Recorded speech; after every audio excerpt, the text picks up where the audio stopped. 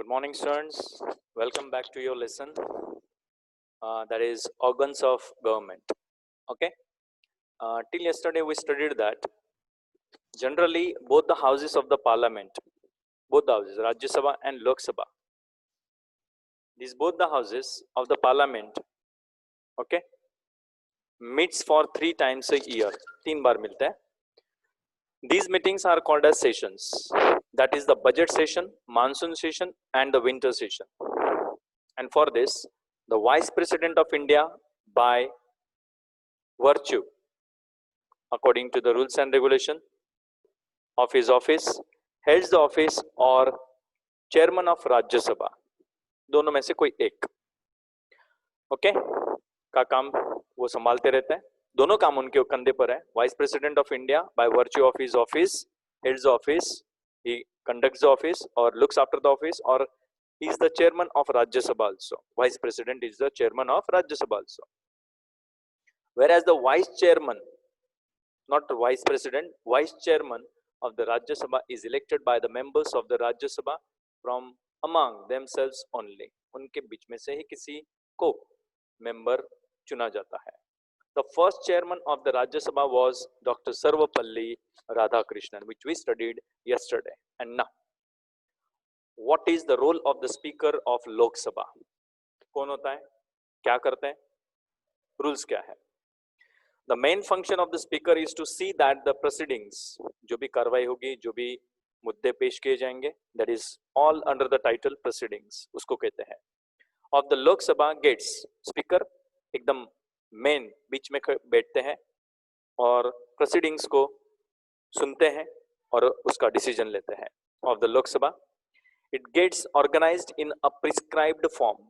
एक prescribed form के अंदर, एक मेथड के अंदर ही उनको मेंटेन किया जाता है.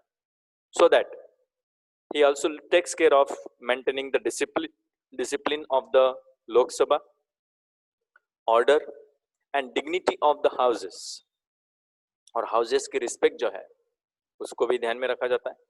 These are the topmost functions of the speaker. सबसे topmost functions है स्पीकर के. First, according to a prescribed form, he is looking after the proceedings of the Lok Sabha, maintain the discipline, order and dignity of both the houses.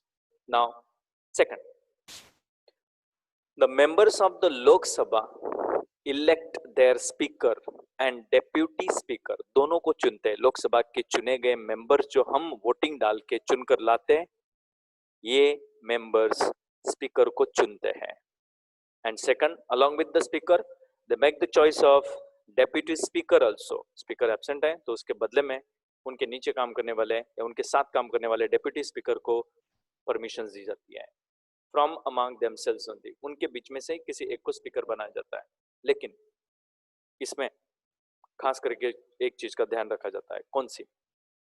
मान लो कोई party का member है, उनकी बहुमत से party सिद्ध हुई है, तो कोई भेदभाव तो नहीं होगा ना. ऐसा ध्यान में रखकर एक विशेष व्यक्ति को स्पीकर और डिप्टी स्पीकर चुना जाता है. The speaker presides over the session of the Lok सभा. स्पीकर सेशंस को ध्यान से सुनते हैं, ध्यान से उसके ऊपर डिसीजन देते हैं. डिसीजन देने का काम, डिक्लेयर करने का काम, डिक्टेट या फिर डिलीवर करने का काम उनका होता है लोकसभा का. And maintains and controls its functioning. Maintain भी करते हैं उसकी फंक्शंस को और उसकी प्रोसेस को कंट्रोल भी रखते हैं. The speaker aspects discipline from the members in the Lok Sabha. सबसे इंपॉर्टेंट है स्पीकर की एक्सपेक्टेशन, डिसिप्लिन मेंटेन करना बहुत जरूरी है.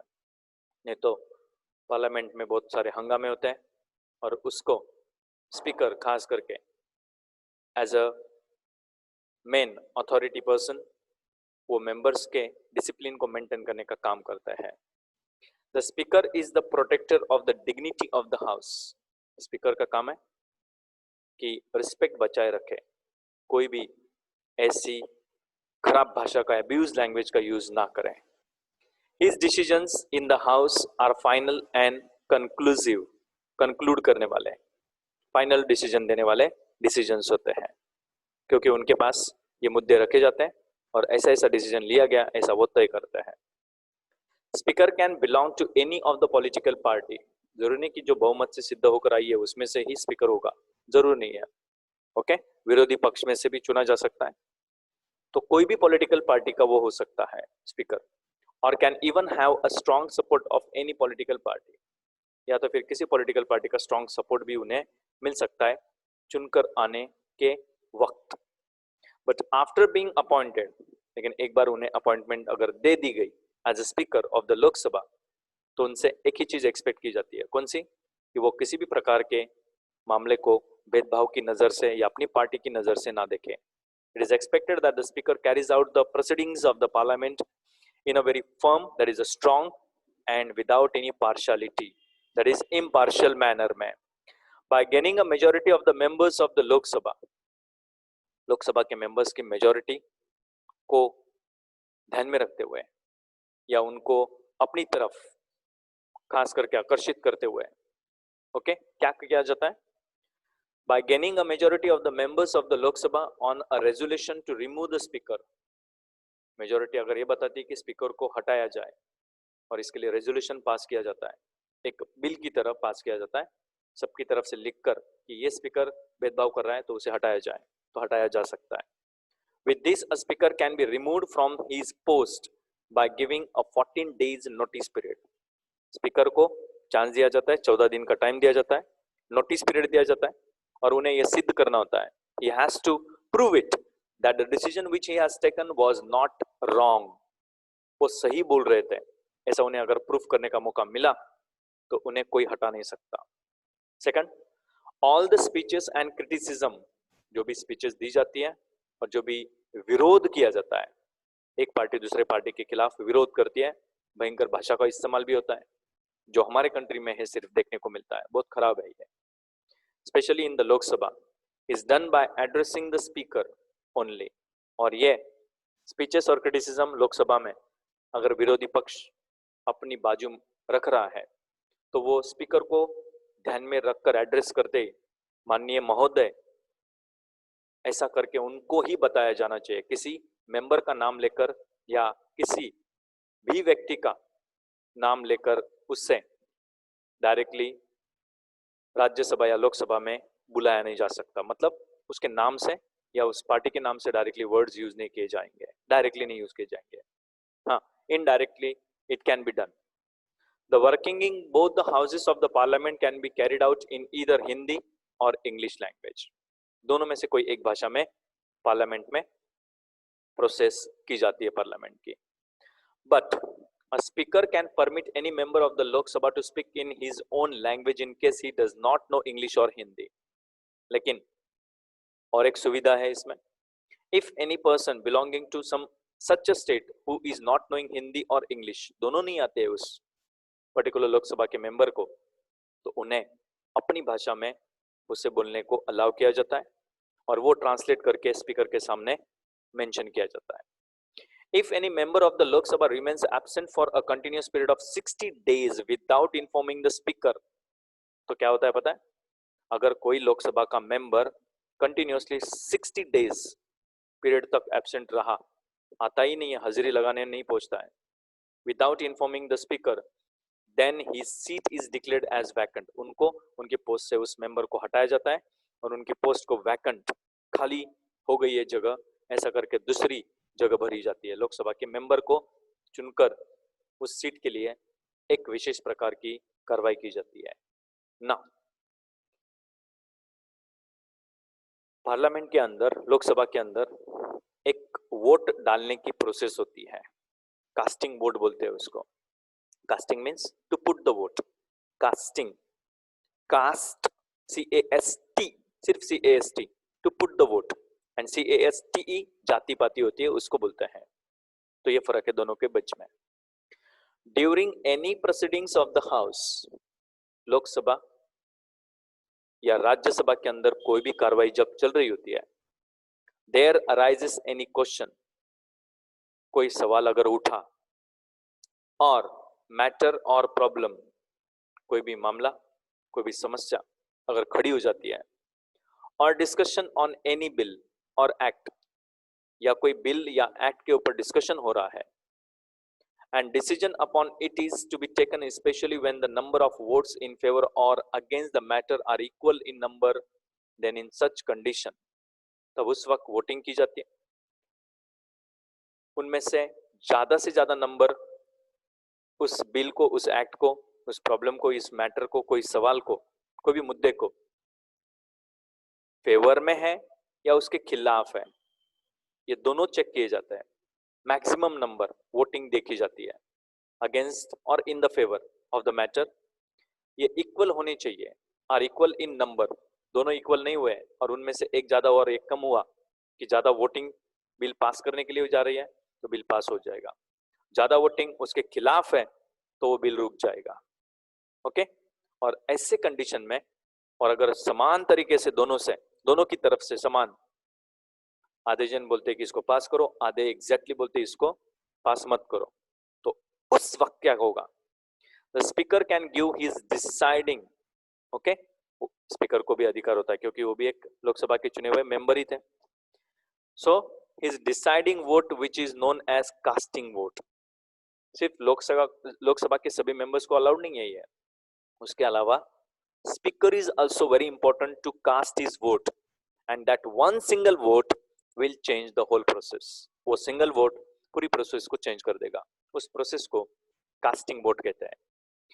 Apart from such situations the speaker can not vote, ऐसी सिचुएशंस के अलावा बाकी मामलों में स्पीकर को वोटिंग करने का अधिकार नहीं होता। Coming to the exact point, कौन थे हमारे कंट्री के सबसे पहले स्पीकर? ओके, और उनका नाम क्या था? Shri Ganesh Vasudev मावलनकर was the first speaker of Lok Sabha. Shri Ganesh Vasudev Mavlankar was the first speaker of Lok Sabha. याद रखना, पहले स्पीकर थे, फर्स्ट चुने गए स्पीकर थे लोकसभा के। जब हमें आजादी मिली उसके बाद लोकसभा के मेंबर जब चुन के आए, पार्टी चुन के आई, तो उसके पहले सबसे फर्स्ट स्पीकर श्री गणेश वासुदेव मावलनकर थे ना। One more important thing sir, अगर वो बीमार हो गए या भगवान ना करे कुछ मौत वगैरह हो गई, एक्सीडेंट हो गया, तो ऐसे वक्त में क्या होता है? In the absence of the speaker the proceedings are conducted out by the deputy speaker. Deputy speaker होते ही है, उनको भी चुना गया था, और डेप्यूटी स्पीकर स्पीकर की जगह पर काम करते हैं, पूरी प्रोसीडिंग को संभालते हैं। In the absence of the speaker and the deputy speaker, लेकिन दोनों एब्सेंट है, मान लो स्पीकर और डेप्यूटी स्पीकर दोनों एब्सेंट है, at that time the proceedings of the Lok Sabha are conducted by a speaker's panel. Speaker की तरफ के जो पैनल वाले हैं उनकी तरफ से कोई एक जन वहां पर ये प्रोसीडिंग कंटिन्यू करता है, खास करके उसमें कंसिस्टिंग ऑफ सीनियर एक्सपीरियंस्ड, सबसे सीनियर कौन है? Experienced, who is that person, and who are familiar with the proceedings of the parliament, और जिन्हें अनुभव होना चाहिए, पता होना चाहिए कि कैसे इसको संभाला जाए, खास करके पार्लियामेंट की प्रोसीडिंग्स को। Parliament experts from different political parties, और अलग अलग पॉलिटिकल पार्टीज की तरफ से ये स्पीकर का काम कोई भी एक व्यक्ति उनमें से चुना गया लोकसभा का मेंबर कर सकता है, या कोई बाहर का एक्सपर्ट जिसको अनुभव है पैनल की तरफ से बात रख सकता है। अब सबसे मुख्य मुद्दे पर आते हैं। When can a bill become an act? जब कोई भी बिल पास होता है, जैसे कोई इलेक्ट्रिसिटी का बिल होता है ना, वैसे किसी नियम का एक बिल बनाया जाता है। बिल बनना मतलब नियम बनाने की तैयारी रखना, ओके? तो उससे एक्ट में कब बदला जाएगा? कोई भी बिल एक्ट कब बन जाएगा? The proposal is called a bill. सबसे पहले जो प्रपोजल रखा जाता है कार्रवाई करने के लिए कि ये बिल पास होना चाहिए, तो वो बिल को सबसे पहले दोनों हाउसेस में से पास करने की जो प्रोसेस है उसके बारे में जानकारी लेते हैं।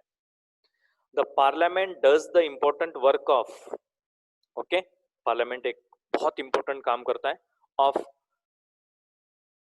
ऑगमेंटिंग द ओल्ड लॉज, पुराने नियमों को निकालकर फेंक देना, जो नियम आज के जमाने में काम के है ही नहीं, उसके बदले में framing the new laws, parliament नए नियम बनाता है, एंड नलीफाइंग एब्सोल्यूट लॉज, और ऐसे नियम जो कभी लागू होने के लायक थे ही नहीं, ऐसे नियमों को हमेशा के लिए मिटाया जाता है।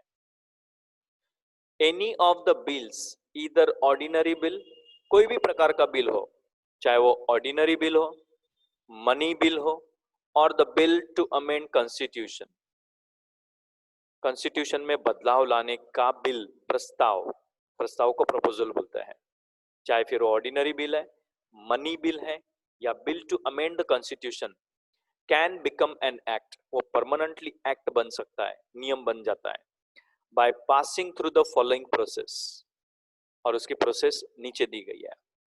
फर्स्ट, एनी बिल, कोई भी बिल इनमें से ऑर्डिनरी, मनी बिल और bill to amend the constitution can be presented in either house of the parliament, Rajya Sabha में भेजो और मैं भी लोकसभा, दोनों में से किसी एक हाउस में पहले उसको भेजा जा सकता है।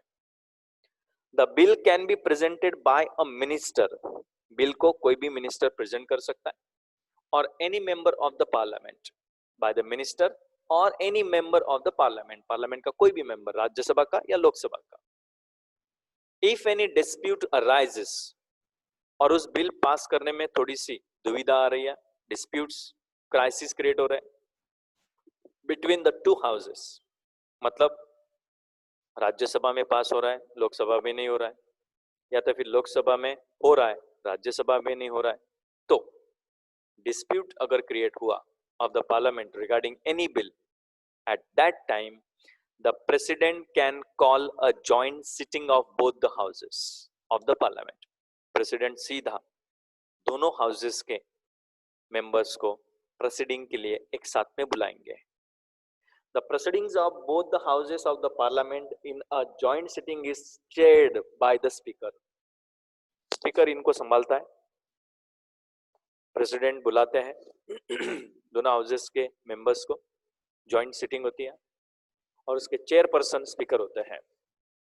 Wherein the bill can be passed by majority, और दोनों की संख्या 545 plus 238, दोनों की मिलाकर जो भी संख्या होगी उसमें से 1/3 मेजॉरिटी, 1/3 मेजॉरिटी अगर वोटिंग पास हो गई तो वो बिल परमानेंटली एक नियम बन जाता है, एक्ट बन जाता है। This bill which is passed with the majority, such a bill becomes an act if it is passed by a majority of the members of both the houses. Now, coming to the next point of the lesson, what is the procedure of an act from bill ordinary, procedure of an act from bill,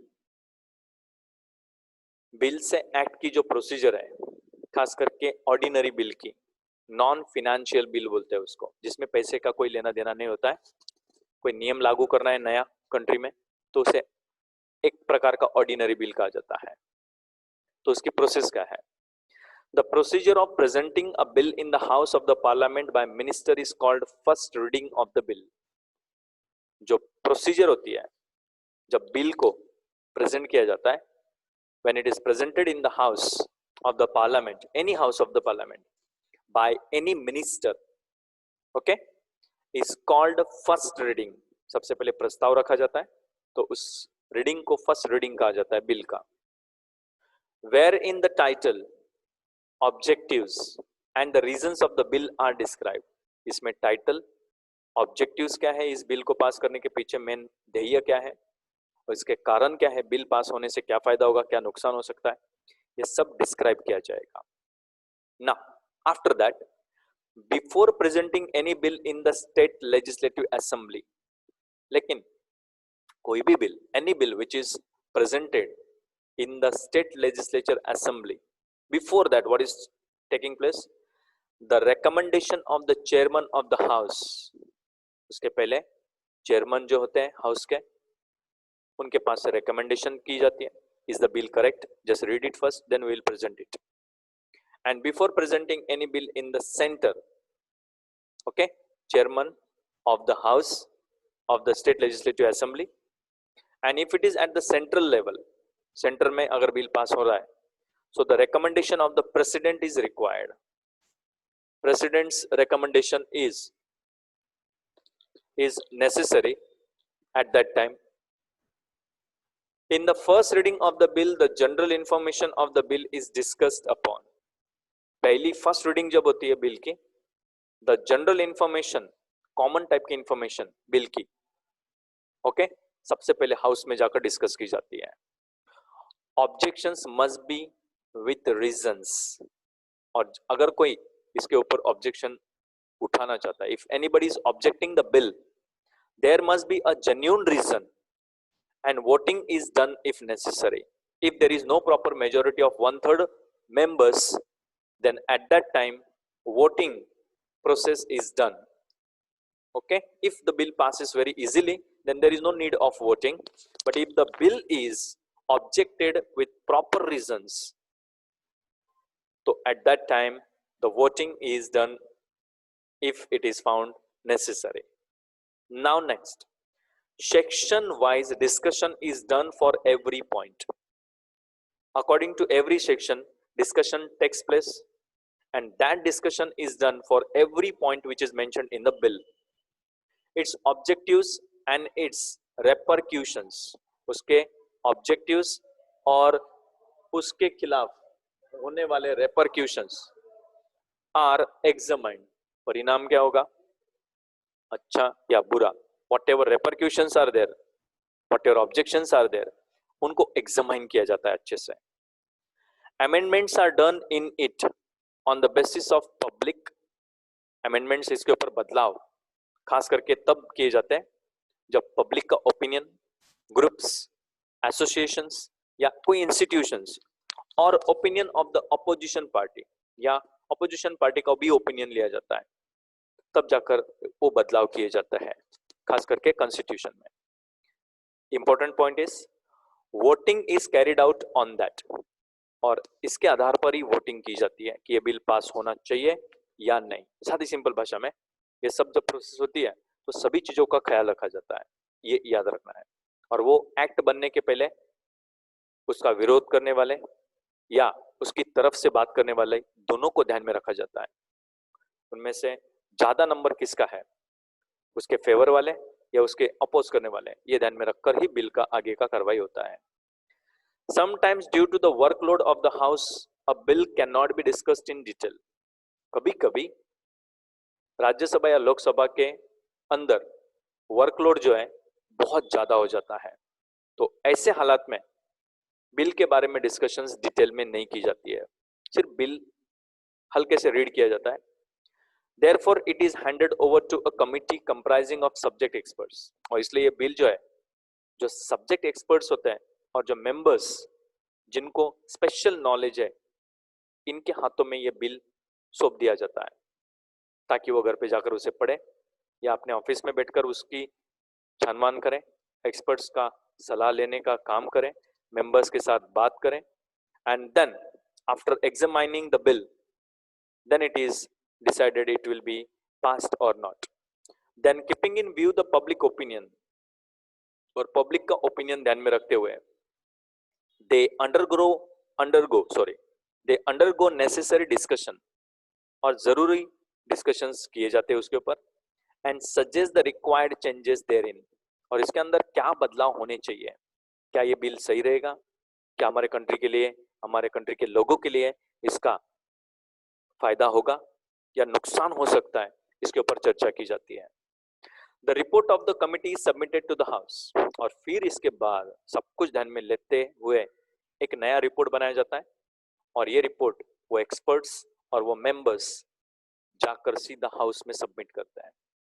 then the bill is sent for the third reading, और उसके बाद third reading के लिए bill को भेजा जाता है आगे. The third reading is only formal one. Third reading जो की जाती है वो एकदम फॉर्मल टाइप की रीडिंग होती है, नॉर्मल, बस वो करनी होती है, नियम है इसलिए की जाती है. After presenting the logic in terms of acceptance और rejection of the changes in the bill, then when you present the logic about the bill in the parliament in terms of it should be accepted or it will be rejected, especially if there are any changes to be brought in the bill. On the basis of that voting is carried out. उसके आधार पर bill accept करना या reject करने के पहले जो भी changes है बिल के अंदर उसके लिए वोटिंग की प्रोसेस होगी. If it gains majority, then the bill is declared as passed. अगर इसमें extremely sorry for that. अगर इसमें मेजॉरिटी वोटिंग आ जाती है तो वो बिल पास हो गया है ऐसे डिक्लेयर किया जाता है. The past bill is signed by the chairman of the first house.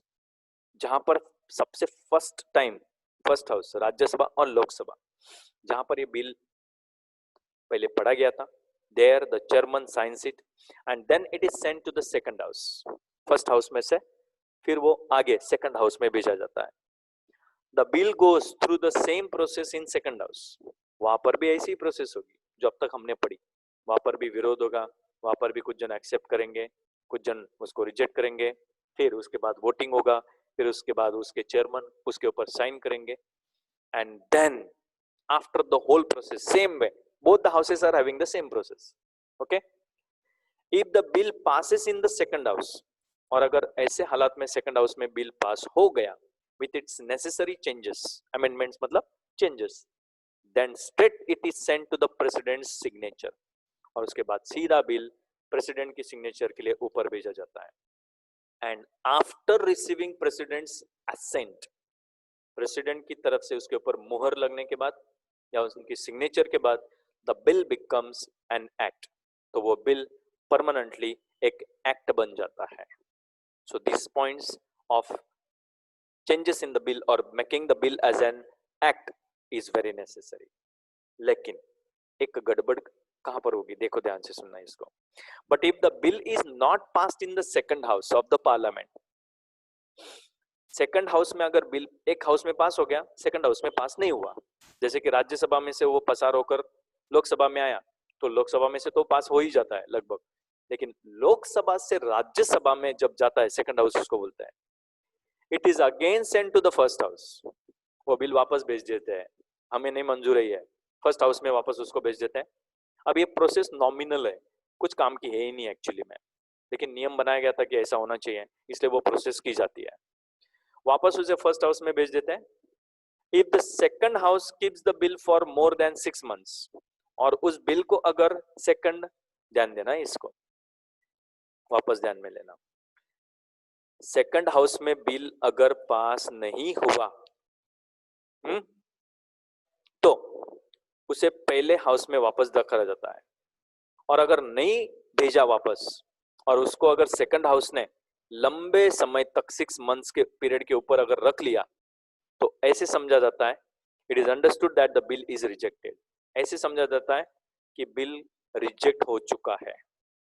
Now if both the houses disagree or have a dispute over a bill, दोनों हाउसेस में अगर वाद विवाद हुआ, उनमें से कुछ जन हाँ बोल रहे हैं, उनमें से कुछ जन ना बोल रहे हैं, दोनों हाउसेस में आधे आधे हाँ बोलते हैं, आधे आधे ना बोलते हैं, तो ऐसे हालात में हाँ नहीं वालों की दोनों की मिलाकर एक जॉइंट सेशन बनाई जाती है. जॉइंट सेशन मतलब मीटिंग बुलाई जाती है.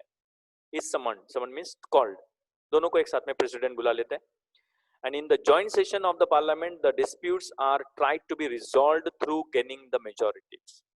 और जो disputes है, जो वाद विवाद है उस बिल के अंदर पार्लियामेंट में उस सेशन में उसके ऊपर सॉल्व करने की कोशिश की जाती है. मेजॉरिटी किसकी तरफ से वो देखा जाता है. कुछ जन उसको रोकने की कोशिश करते हैं, कुछ जन उसको रोकने की कोशिश नहीं करते हैं, तो ये देखा जाता है कि मेजॉरिटी किसकी है. And when a bill is sent for the president's signature, और जब बिल प्रेसिडेंट की सिग्नेचर के लिए आगे भेजा जाता है तो प्रेसिडेंट के सामने 3 ऑप्शंस है. There are 3 options with the president. 1, he signs the bill thereby approving it. वो सीधा सीधा बिल को साइन करके अप्रूव कर देते हैं कि हो गया, पास हो गया. और second, or he keeps the bill with him. वो बिल को अपने पास ही रखते हैं, बहुत लंबे समय तक उसका स्टडी करते हैं। और third is he sends the bill back to the parliament for reconsideration, वापस भेज देते हैं वो कभी कभी पार्लियामेंट में कि इसको ध्यान से जो भी चेंजेस है वो करो, नहीं तो वो बिल पास नहीं होगा, मैं साइन नहीं करूंगा। The bill becomes an act, जब कोई भी बिल एक्ट बन जाता है तो सबसे पहले उसको किस में पब्लिश किया जाता है, कहां पर छाप दिया जाता है? Is published in government gadget, government के जो भी ऑफिसेस हैं, जो गैजेट्स हैं, वहां पर उसको पब्लिश किया जाता है। And then there okay then there is enforcement from the date given there in, और उसमें जो डेट दी है उस दिन से वो नियम लागू हो जाता है। Remaining points from B section will continue in the next session. Again, I repeat, please keep writing all the details which are given in your workbook and notebook at the earliest. Thank you and have a nice day.